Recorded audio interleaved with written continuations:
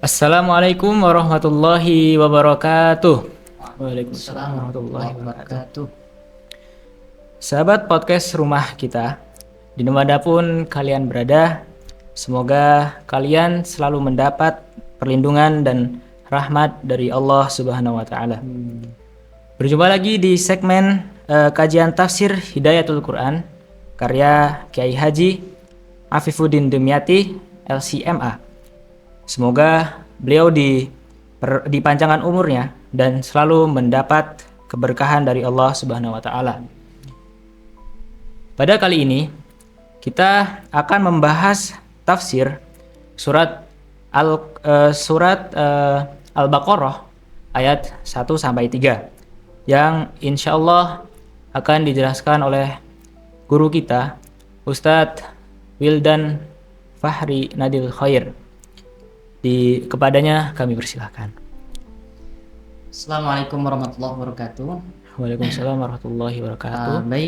Pada kesempatan kali ini kita mendapatkan amanah untuk melanjutkan podcast rumah kita. Terkhusus kita akan memulai untuk mengkaji surah awal Baqarah, yang mana surah Al-Fatihah kemarin sudah diisi oleh Ustadz Faizan dan Ustadz Lutfi Bagus. Nah, surah Al-Baqarah ini sebenarnya artinya apa? Sapi betina. Sapi betina. Sapi betina.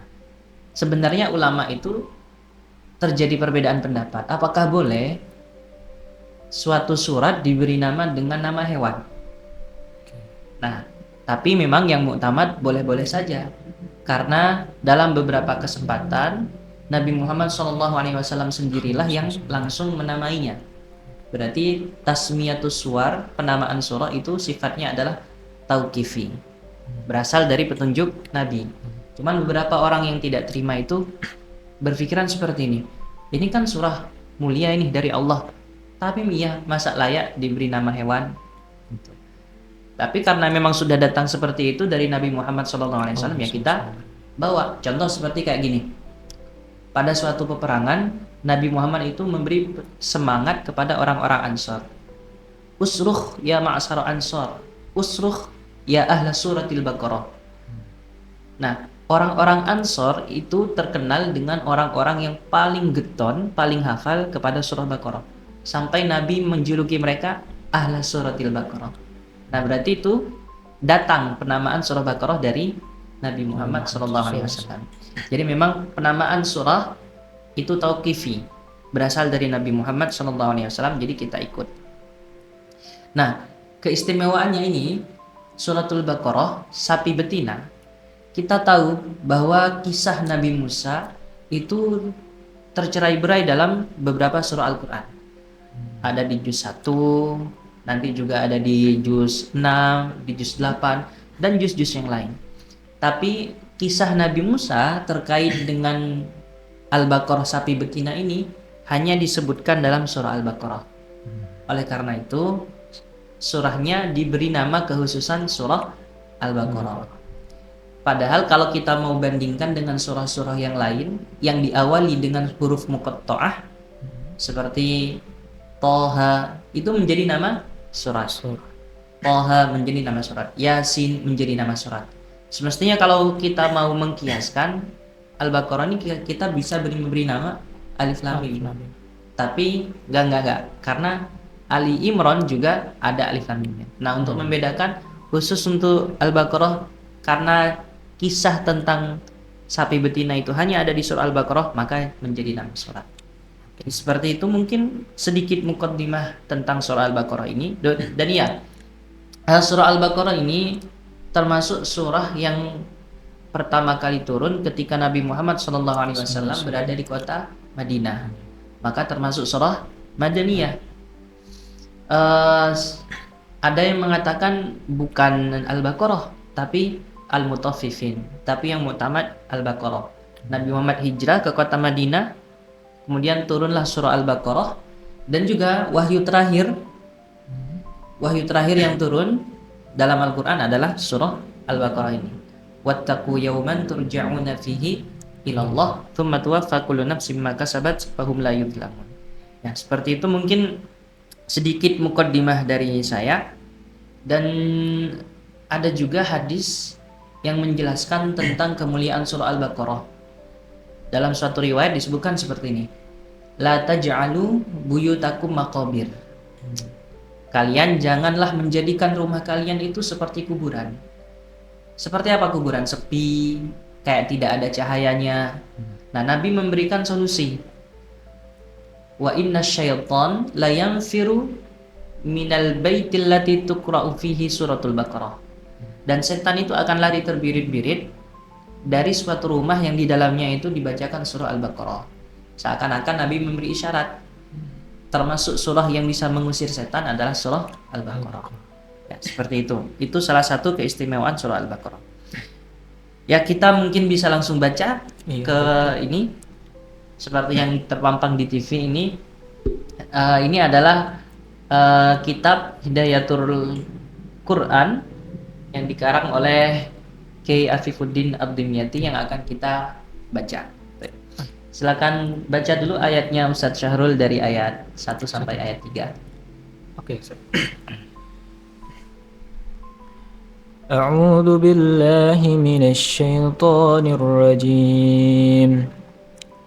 Bismillahirrahmanirrahim. Alif Lam Mim. Dzalikal kitabu la raiba fihi hudan lil muttaqin alladzina yu'minuna bil ghaibi wa yuqimuna as-salata wa mimma razaqnahum yunfiqun. Shadaqallahul adzim. Selanjutnya bisa kita baca tafsirnya.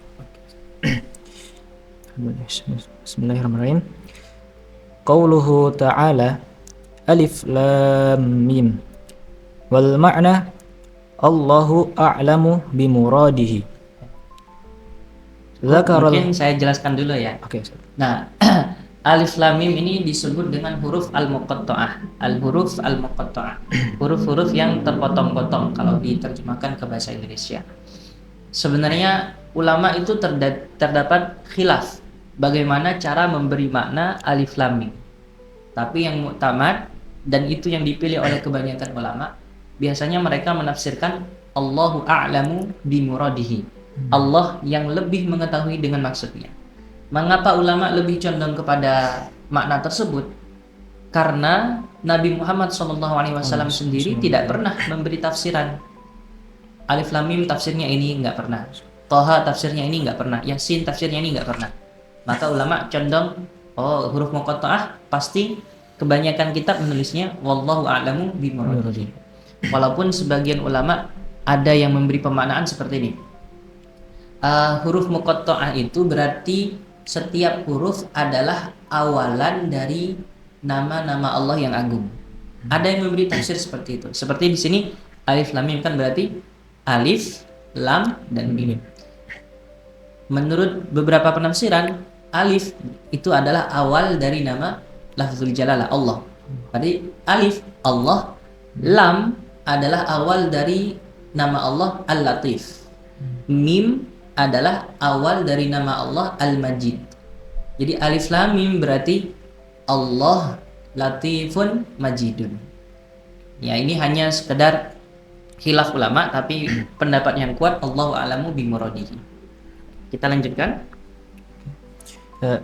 Zakarul Imamu Ibnu Katsir aqwalal ulama'i fil hikami allati iqtadat irada hadhil hurufi fi awailis suwari ila an qala wa qala akharun bal innama dhikrat hadhil hurufa fi awailis bal innama dhikrat hadhil hurufu fi awailis suwari allati dhukirat fiha bayanan li'ijazil qur'ani wa annal khalqa ajizuna an mu'aradatihi bimithlihi hada ma'a annahu tarakkaba min hadhil hurufil muqatta'ah allati yatakhatabuna biha.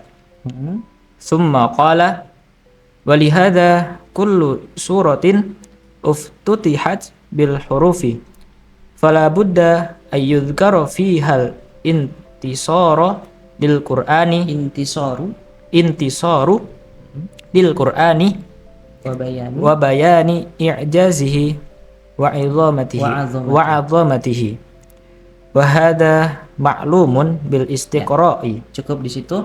Jadi Gus Awis di sini sedikit menukil perkataan dari Imam Ibnu Katsir, mengapa Allah memulai surahnya dengan huruf muqatta'ah fil hikamil lati iqtadat irada hadhil huruf. Nah, ternyata setelah dikaji, huruf muqatta'ah itu tidak pernah diungkapkan oleh orang-orang Arab. Orang-orang Arab itu ya kalau berbicara pakai pembicaraan bahasa Arab, namun tidak satu pun dari mereka pernah mengatakan misalnya alif ba ta, nggak pernah seperti itu, atau alif lam mim atau toha. Nah, salah satu hikmah kenapa Allah mendatangkan huruf muqatta'ah seperti ini adalah untuk memberitahu kepada orang-orang kafir bahwa Al-Quran ini yang kami datangkan itu adalah berasal dari perkataan kalian yang menggunakan huruf hijaiyah. Dan ketika mereka mendapatkan suara yang asing bagi mereka, huruf muqatta'ah yang seperti ini asing bagi mereka, otomatis mereka seakan-akan mendapatkan setruman. Kalau kita terkagetkan kan seakan-akan terfokus gitu ya Ustaz. Jerit, oh alif lam mim. Apa ini? Ini perkataan apa? Ini perkataan yang belum pernah saya dengar sebelumnya. Nah, seakan-akan menjadi pemantik bagi mereka untuk fokus mendengarkan.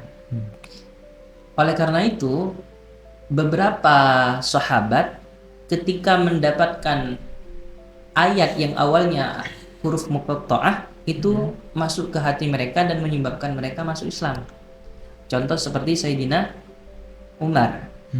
Sayyidina Umar masuk Islam gara-gara mendengarkan awal surah Maryam. Kaf ha ya ain shad. Bukan surah Maryam tapi surah Thaha. Thaha ma anzalna 'alaikal qur'ana litashqa. Waktu itu kan kisahnya ketika Sayyidina Umar ingin mendatangi Rasulullah untuk dibunuh, tapi mendapatkan kabar bahwa adiknya masuk Islam. Akhirnya beliau mengurungkan untuk mendatangi Rasul, datang ke rumah adiknya. Di dalam rumah adiknya sedang ada 3 orang, satu sahabat mengajarkan Al-Quran, Fatimah dan suaminya mendengarkan, dan yang dibaca Al-Toha. Umar ketika mengetok pintu mendengarkan bacaan Toha, itu langsung masuk ke dalam hati, ini perkataan apa ya? Perkataan yang belum pernah telinga saya itu mendengarkan sebelumnya. Ini salah satu kenapa hikmah Allah itu mendatangkan awal surat dengan huruf muqatta'ah, untuk memberitahu kepada mereka orang-orang kafir bahwa Al-Quran ini sama seperti bahasa kalian, bahasa Arab. Tapi coba, bisakah kalian mendatangkan perkataan yang seperti ini? Kalau secara nalar semestinya bisa karena berasal dari bahasa mereka. Tapi hakikatnya mereka nggak bisa. Dan juga untuk membuat mereka seakan-akan kesetrum. Oh, saya ini bahasa apa ini? Ini bahasa yang asing. Nah, seperti itu. Nah, terus juga di sini beliau menyebutkan setiap surat yang diawali dengan huruf muqatta'ah pasti ayat berikutnya. Tidak harus ayat berikutnya. Beberapa ayat dekat dengan huruf muqatta'ah itu akan dijelaskan tentang intisarun lil Quran, pembelaan kepada Al-Quran, wa bayanu i'jazihi, dan penjelasan tentang kemukjizatan Al-Quran. Ini bisa menjadi suatu kaidah ya. Huruf muqatta'ah di awal surat, maka ayat yang berikutnya pasti menjelaskan tentang keistimewaan Al-Quran. Kayak gini, alif lam mim dzalikal kitabu la raiba fihi, atau yasin wal qur'anil hakim, Thaha ma anzalna 'alaikal qur'ana litashqa. Ayat berikutnya tentang pembelaan kepada Al-Quran. Bisa jadikan kaidah ini. Nah, terus kita lanjutkan. Wa huwal waqi'u fi 29 suratan. Nah, huruf muqatta'ah ini, huruf muqatta'ah dalam Al-Qur'an itu terdapat dalam 29 surat.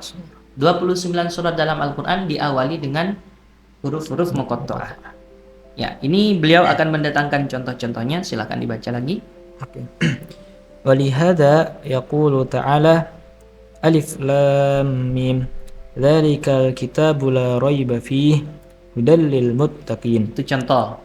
Alif lam mim dzalikal kitabul la raiba fihi, ini pada surah Al-Baqarah. Terus contoh berikutnya. Alif lam mim Allahu la ilaha illa huwal hayyul qayyum nazzala 'alaikal kitaba bil haqqi musaddiqan lima baina yadayhi. Nah, ini surah Ali Imran. Seperti saya katakan tadi, Iya. tidak mesti ayat berikutnya, tapi ayat yang berdekatan dengan awal surat muqatta'ah itu. Contohnya di sini alif lam mim, Allahu la ilaha illa huwal hayyul qayyum, bukan pembelaan kepada Al-Qur'an, tapi penjelasan tentang sifat-sifat Allah. Baru ayat ketiga tentang keagungan Al-Qur'an, pembelaan kepada Al-Qur'an. Jadi tidak disyaratkan harus ayat berikutnya, tapi ayat yang berdekatan. Ya. Baik. Contoh yang ketiga dibaca. Yang ketiga alif lam mim shad kitabun unzila ilaika fala yakun fi sadrika harajun minhu. Nah, ini contoh ayat surah yang ketiga, di mana setelah terdapat huruf muqatta'ah dilanjutkan dengan intisarun lil Quran, pembelaan kepada Al-Quran. Ya. Next, itu wa ghairu dzalika Wa ghairu dzalika minal ayati dallati ala sihhati ma dhahaba ilaihi haula'i liman am'ana an-nadhra wallahu a'lam. ya. Dan ayat-ayat lain yang masih banyak seperti di awal surah Ibrahim, kemudian di surah Sajdah, kemudian surah Fussilat, kemudian surah Asy-Syura dan lain-lain. Ya, sekarang kita memasuki penjelasan kepada ayat kedua. Oke. Qauluhu ta'ala dzalikal kitabu la raiba fihi hudal lil muttaqin. Wal ma'na dzalikal qur'anu wal kitabul adimul kamilu laisa mahallan li ayyartaba munsifun fi annahu tanzilu min rabbil alamin. Ya, kita panai dulu. Penjelasannya, Al-Quran itu adalah kitab agung yang sempurna, yang di situ bukan menjadi tempat untuk seseorang yang memiliki akal jernih mendapatkan keraguan. Dia tidak akan ragu bahwasanya Al-Quran itu adalah penurunan dari Tuhan yang Maha Penguasa alam semesta. Gini, kalau kita biasanya ketika kita baca buku atau baca kitab, di mukaddimahnya seringkali penulis kitab atau penulis buku mengatakan seperti ini. Jika kalian para pembaca mendapatkan kesempurnaan dalam kitab ini, maka itu adalah dari Allah. Tapi kalau kalian mendapatkan kesalahan, itu adalah dari saya. Nah, kita ini sebagai manusia suka mengakui bahwa kita itu adalah orang yang lemah. Tapi itu tidak berlaku pada Al-Quran. Al-Quran, Allah langsung menegaskan, kalau kalian membaca Al-Quran, kalian tidak akan pernah mendapatkan keraguan. Dzalikal kitabu la raiba fi. Tidak ada keraguan. Nah, di sini kalau kita sedikit mengkaji dari segi bahasa, dzalika artinya itu. Padahal Al-Quran sedang berada di hadapan kita. Makom yang cocok secara akal mestinya menggunakan hadza. Hadzal kitabu la raiba fi. Tapi Allah tidak menggunakan hadza. Hadza itu isyaratun lil qarib, dzalika isyaratun lil ba'id. Kitab itu. Kitab itulah yang tidak ada keraguan di dalamnya. Nah, di sini ada hikmahnya juga. Kenapa Allah lebih memilih dzalika bukan hadza? Nanti beliau akan membandingkan di ayat lain Allah menggunakan hadza, tapi khusus di ayat ini Allah menggunakan dzalika. Apa maksudnya? Nah, isyarah lil ba'id di sini Allah gunakan untuk menjelaskan bukan tentang keadaan fisik, tapi tentang keadaan maknawi yang memberikan isyarat bahwa Al-Quran itu berada di atas posisinya. Kalau berada di atas berarti posisinya jauh dengan kita, karena kita di bawah sedangkan Al-Quran itu di atas. Jadi penggunaan kata zalika sebagai isyarat li'uluwi manzilatil Quran, tentang tingginya posisi Al-Quran. Nah, beliau Gus Awis di sini seakan-akan memilih tafsir bahwasanya zalikal kitabu, zalikal Qur'anu huwal kitab. Zalika sebagai mubtada, Alkitab sebagai khobar. Tapi kalau kita baca kitab-kitab tafsir yang lain, zalika ini adalah mubtada, Alkitab adalah khobar. Jadi adapun itu adalah kitab yang tidak ada keraguan. Nah, kalau kita biasanya ketika belajar nahwu, antara susunan mubtada dan khobar, biasanya mubtadanya ma'rifat, khobarnya nakirah. Contoh, Zaidun mujtahidun. Zaid adalah orang yang bersungguh-sungguh. Atau Muhammadun alimun. Muhammad adalah orang yang alim. Ya, mubtadanya ma'rifat, khobarnya muqaddam. Khobarnya nakirah. Tapi kalau kita ingin memaknai dzalika sebagai mubtada, Alkitabu sebagai khobar, seakan-akan mubtada dan khobarnya sama-sama menggunakan kata yang ma'rifat. Nah, di situ pun ada hikmahnya. Masuk dalam daerah balaghah apabila ada mubtada dan khobar yang sama-sama menggunakan kata ma'rifat, maka itu menunjukkan taukid. Contohnya seperti ini. Tadi saya memberi contoh Zaidun mujtahidun. Zaid adalah orang yang bersungguh-sungguh. Itu beda keadaannya kalau saya mengatakan Zaidun al-mujtahid. Adapun Zaid adalah orang-orang yang bersungguh-sungguh dan seakan-akan satu-satunya dia yang bersungguh-sungguh di kelas. Yang lain kurang. Itu kenapa di sini menggunakan dzalikal kitabu dan kita posisikan al-kitabu sebagai khobar. Itu dzalika mubtada, al-kitabu adalah khobar.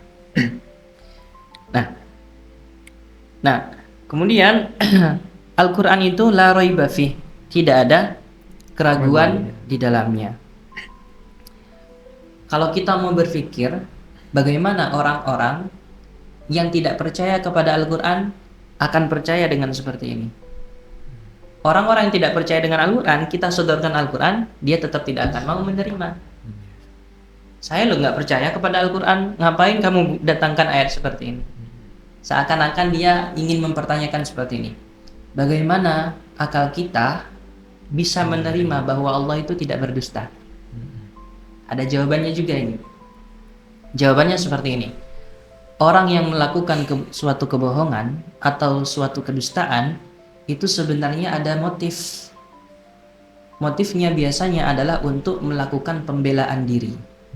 Nah, ketika seseorang melakukan pembelaan diri, maka di waktu itu menunjukkan bahwa orang tersebut memiliki kelemahan. Contoh seperti ini.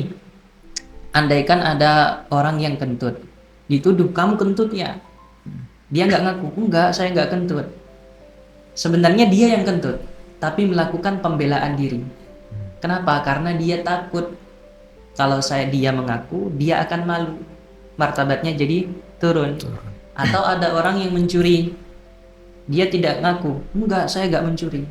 Kenapa? Karena dia melakukan pembelaan diri dan dia takut kalau dia mencuri nanti dihukumi hukuman, diberikan hukuman. Nah, hal yang seperti itu tidak berlaku kepada Allah. Allah tidak memiliki motif apapun untuk membela diri, karena membela diri itu menunjukkan kelemahan. Sedangkan Allah zat yang maha kuasa. Jadi kalau kamu tidak mau percaya dengan Al-Quran dan ingin membuktikan Allah tidak berdusta dengan akal, caranya seperti itu. Kebohongan atau kedustaan itu hanya dilakukan oleh orang-orang yang memiliki motif kepentingan, dan motif kepentingan menunjukkan bahwa dia lemah dan itu semua tidak berlaku pada Allah karena Allah Maha Kuasa. Ya, seperti itu. Takwa itu sebenarnya tidak hanya berkaitan dengan ibadah. Seakan-akan takwa itu sholat, puasa. Enggak, takwa itu juga melibati hal-hal seperti bermuamalah, bersosial. Di situ kita juga harus bertakwa, berkeluarga, di situ bertakwa.